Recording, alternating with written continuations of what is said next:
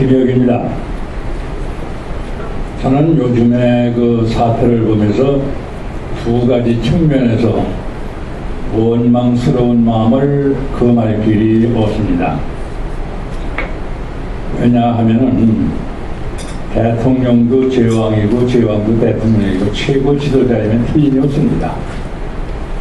근데 이 동양의 역사를 보면은 중국이 진시황 때부터 청나라 마지막 임금 부위에 이르기까지 제왕이 몇 명이냐 하면 350명입니다. 그리고 일본의 경우 천황이 신무천황, 일본 말로 뭐 진무대노라고 합니다만은 그때부터 지금의 평성 금상천황에 이르기까지 125명입니다. 그리고 우리나라가 신라시대 박혁허세, 고주몽, 원조왕 삼국시대로부터 조선왕조 27번째 순종대왕이 이르기까지 216명의 임금이 계셨습니다. 잘 아시는 바와 같이 중국에는 역성혁명이 자주 있었고 그 다음에 그 삼왕오제 시대 이후에 춘추시대, 전국시대, 신육국시대 뭐 엄청난 나라의 그 경제 상태를 봤기 때문에 그렇게 근황이 많았는데도 그 350명 중에 자살을 한 임금은 5사람밖에 안 돼요. 근데 그 5사람 중에 투신 자살한 사람은 한 사람도 없습니다. 왜냐하면 나라가 망해지면서 제왕으로서 더 이상 견딜 수 없기 때문에 나라와 함께 죽는다고 하는, 그렇지만 또 한두 사람은 왕자난 때문에 결국 목매어 죽거나 이렇게 죽은 것입니다만 350명 그 많은 역성혁명이 있었던 역사 속에서 5명의 자살자라는 지극히 적습니다. 일본의 125명 중에서 자살자 딱 한 사람이 있는데 81대, 지금 125대가 되겠습니다만 그 안독구라고 합니다. 안독천황이라는 사람인데 이 천황은 2살 때 천황이 됐습니다. 그리고 6살 때 죽었습니다. 그러니까 뭐 천황이라고 하는 그 혈통을 이었을 뿐이지 천황 노릇을 못했죠. 그러니까 천황을 둘러싸고 있는 세력 간의 다툼 속에서 그 세력에 밀리다 보니까 그 주위에 모시는 사람들이 어린 8살 먹은 천황을 안고서 그 강물에 뛰어들어 죽었다고 하는 이거 한 가지밖에 없어요. 근데 우리나라 역사에 216명 중에서 한 분은 누구냐 하면은 고구려 14대 왕 공상왕입니다. 그 13대가 서천왕이고 14대가 공상왕이고 15대가 미천왕인데 미천왕하고 공상왕은 이복간입니다. 그런데 공상왕이 실정을 많이 했어요. 예를 들면 시간이 없어서 간략히 말씀드리면 전국에서 남녀 15세 이상 되면 모두 동원해서 궁궐을 사치스럽게 꾸미는, 그래서 국민의 민생이 도탄에 빠지곤 했었습니다.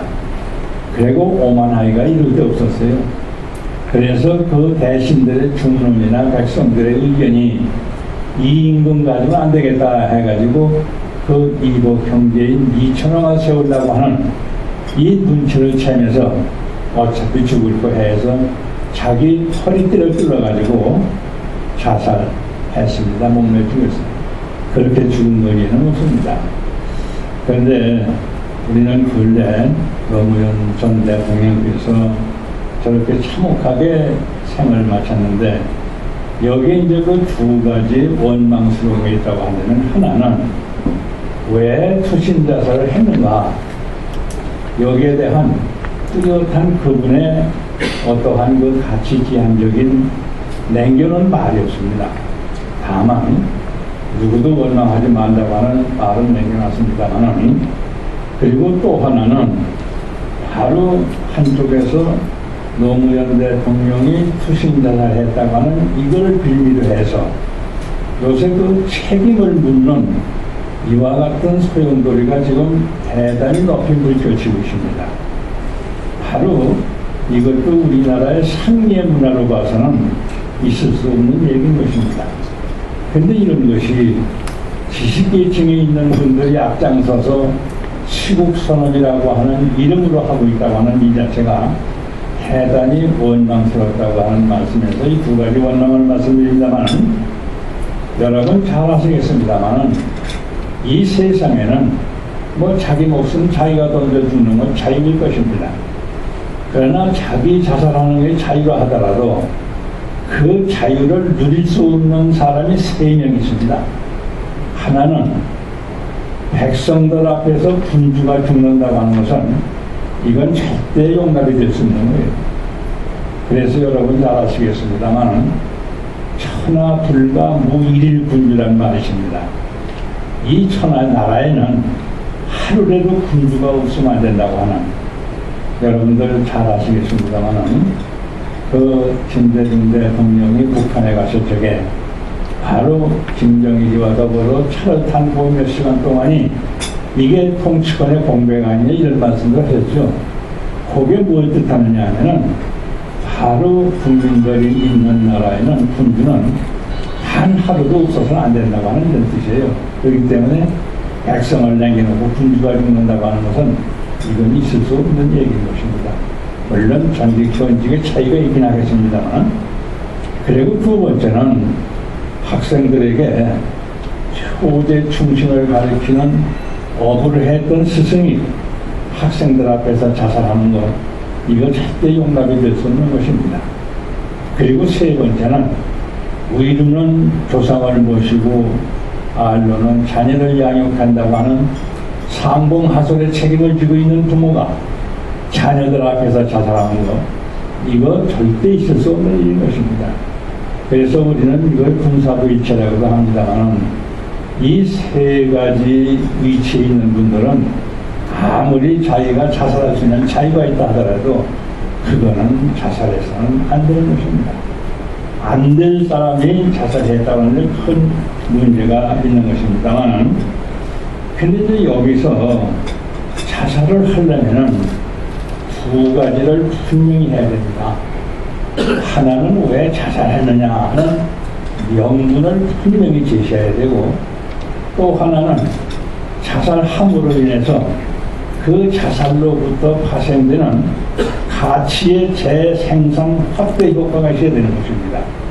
이게 무슨 소리냐 하면은, 비록 천황은 아니지만은 여러분들 1905년에 을사보호조약이 체결됐을 적에 바로 인영환공은 임금님에게 고종 황제에게 이걸 철폐할 것을 강력히 요구했습니다.